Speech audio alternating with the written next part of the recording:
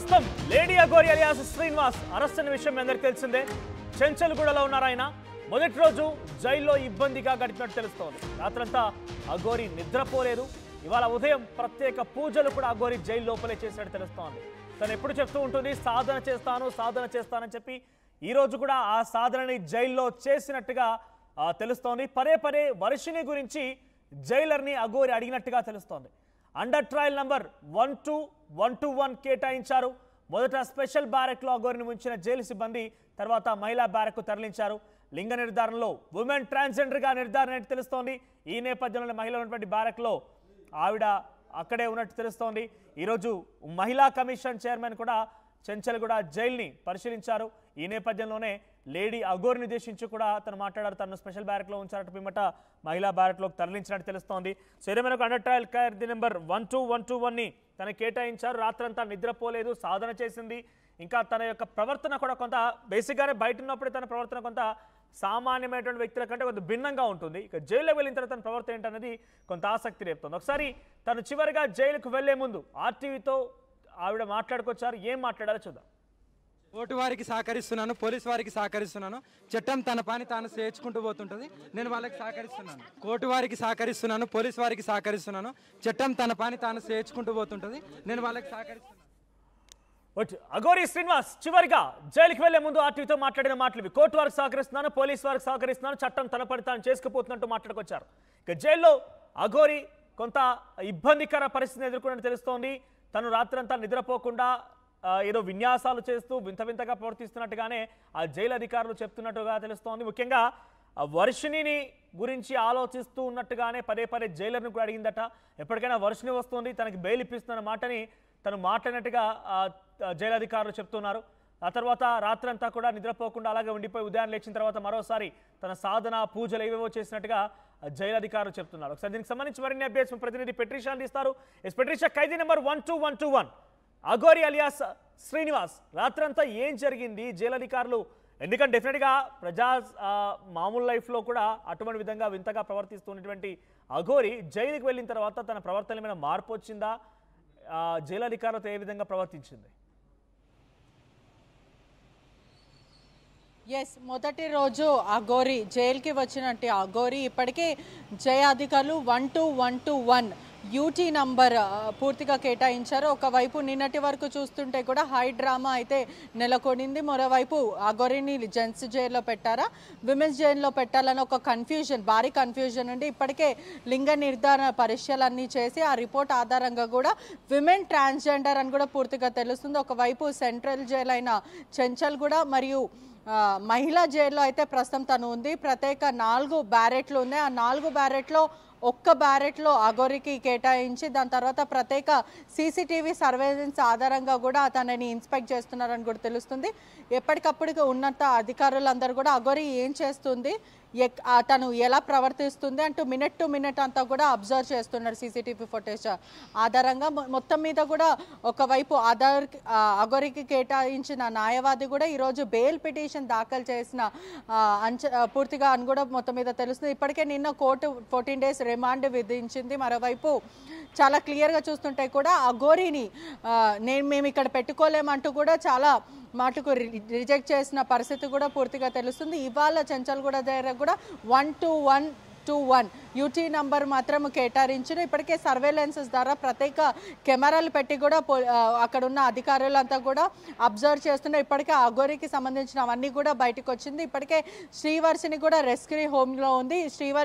శ్రీవర్షిని ఎప్పుడు జైలుకి వస్తుంది, ఎప్పుడు నాతో మాట్లాడుతుంది, ఎప్పుడు ములాఖాతుకు వస్తుంది, తనతో మాట్లాడాలి, నేను తనతో పెళ్లి తర్వాత కొద్ది రోజులకే నేను జైలుకి రావడం, ఆ తర్వాత పోలీసులు కేసు నమోదు చేయడం, మోకిలా పోలీసులు అరెస్ట్ చేయడం, అదేవిధంగా కేదార్నాథ్ వెళ్తున్న సమయంలో మోకిలా పోలీసులు అరెస్ట్ చేసిన విధానం అంతా కూడా అందరికీ తెలిసే విషయం. కానీ శ్రీవర్షిని మాత్రం ప్రస్తుతం భరోసా సెంటర్లో ఉంది. ఒకవైపు శ్రీవర్షిని ఇప్పటి వరకు జైలుకి వెళ్ళలేదు, అఘోరికి టచ్లోకి రాలేదు. మరోవైపు అఘోరి మాత్రం రూల్స్కి వ్యతిరేకంగా నడుచుతుందని కూడా పూర్తిగా తెలుస్తుంది. ఒకవైపు శ్రీవర్షినితో మాట్లాడాలి అంటూ పదే జైలర్ని ఇబ్బంది పెడుతుందని కూడా పూర్తిగా తెలుస్తుంది.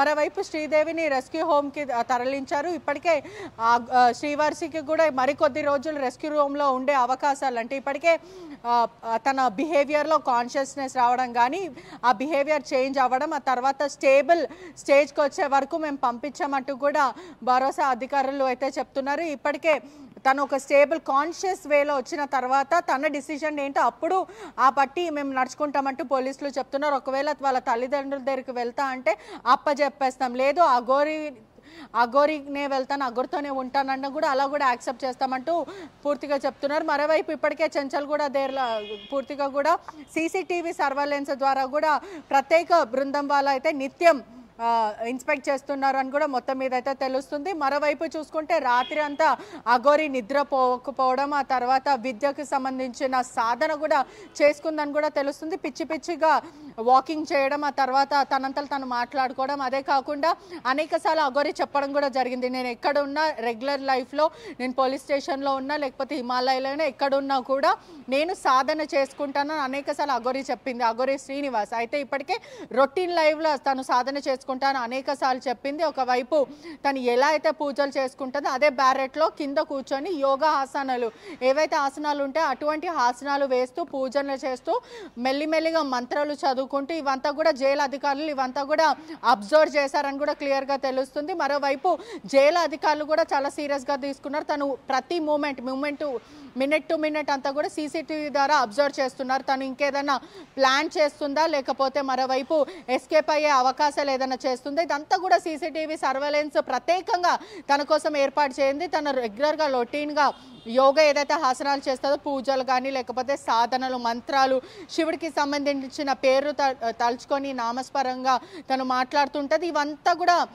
అధికారులు కూడా మొత్తం మీద కూడా ఇదంతా అబ్జర్వ్ చేస్తున్నారు. జైలు అధికారులు కూడా తనని ఏం అనకపోవడం, ఎందుకంటే తను రిపీటెడ్లీ రొటీన్ లైఫ్లో ఇదే చేస్తుంది కాబట్టి జైలు అధికారులు తనకి నో చెప్పకుండా అవంతా కూడా అబ్జర్వ్ చేస్తున్నారు, గుర్తించారు. మరి ఇప్పుడు మాత్రం అధికారులు మాత్రం నిన్న రాత్రి అంతా కూడా పడుకోకపోవడం, అదే కాకుండా బెయిల్ పిటిషన్ ఇప్పటికే దాఖలు చేశారు. కోర్టు 8లో స్పందిస్తుంది. ఇప్పటికే అనేక కేసులు, చీటింగ్ కేసు, బెదిరింపులు, గన్ను పెట్టి కత్తి పెట్టి బెదిరించడం, నీ కుటుంబాన్ని చంపేస్తాము, నిన్ను చంపేస్తాము, నేను బ్రతకనీకుండా ఉండను అంటూ కూడా ఇప్పటికే పలువురు అమ్మాయిలను బెదిరించి ఆ తర్వాత మోసం చేసింది. ఇదే విధంగా మోకిలి పోలీస్ స్టేషన్లు కూడా కేసు నమోదు చేసి తనని రిమాండ్ కూడా తరలించారు. మరోవైపు బెయిల్ పిటిషన్ ఇప్పటికే బెంచ్ పైకి వచ్చిన హియరింగ్కి వచ్చినప్పటికీ కూడా మొదటి బెయిల్ మాత్రము క్యాన్సిల్ అయ్యే అవకాశాలు చాలా మటుకు కనిపిస్తున్నాయి. ఎందుకంటే 10 ఏళ్ళకి పైన అంటే 10 years ఇంప్రిజ్మెంట్ పడే అవకాశాలు ఉన్నాయి కాబట్టి అంత త్వరగా బెయిల్ వచ్చే అవకాశం అయితే లేదు. ఇప్పటికే ధర్మాసనం ఎటువంటి నిర్ణయం తీసుకుంటుంది కూడా ఆసక్తిగా మారింది. మరోవైపు ఫ్రైడే లేకపోతే మండే వరకు పోలీసులు కస్టడీ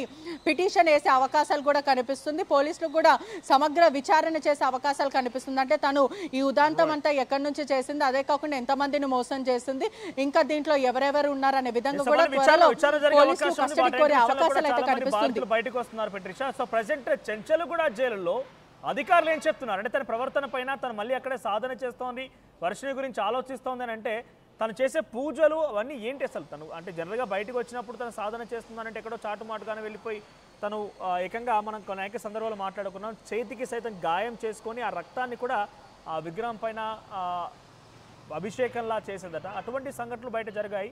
సో ప్రజెంట్ లోపల ఎటువంటి సాధన చేస్తుంది, ఎందుకంటే తన ఒంటిపైనటువంటి వేషాధారణ మొత్తాన్ని తీసేస్తారు, ఆ రుద్రాక్షలు తొలగించేస్తారు, అంతా కూడా జైలు అధికారులు ఇచ్చిన దుస్తులు తప్ప తన ఒంటిపైన ఏమి కూడా ఉండవు. సో కనీసం జైలు అయినా దుస్తులు ధరించిందా, అఘోరి కేటాయించిన నెంబర్తో ఉన్నటువంటి దుస్తులు ధరించిందా, అక్కడ కూడా పూర్తిగా ఈ రకంగానే అంటే ప్రస్తుతం ఉండిపోయిందా?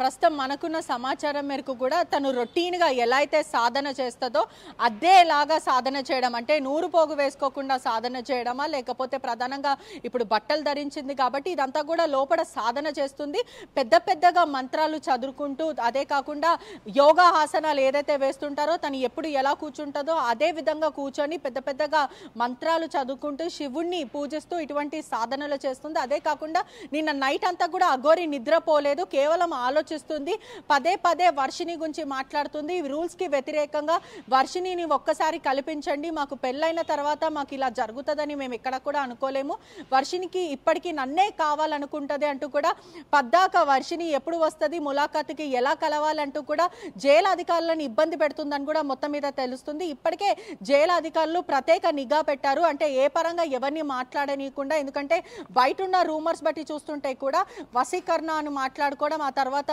మనుషులని వశం చేసుకుంటుందని ఇటువంటి మాటలు ఒక ప్రాపగండాలో కూడా ఒక లొచ్చులో నుంచి తను లోపలికి వచ్చింది కాబట్టి ఇప్పటికే తన మీద ప్రత్యేక నిఘా ఉంది. అదే కాకుండా జైలు అధికారులు కూడా ఎవరు తమ మరో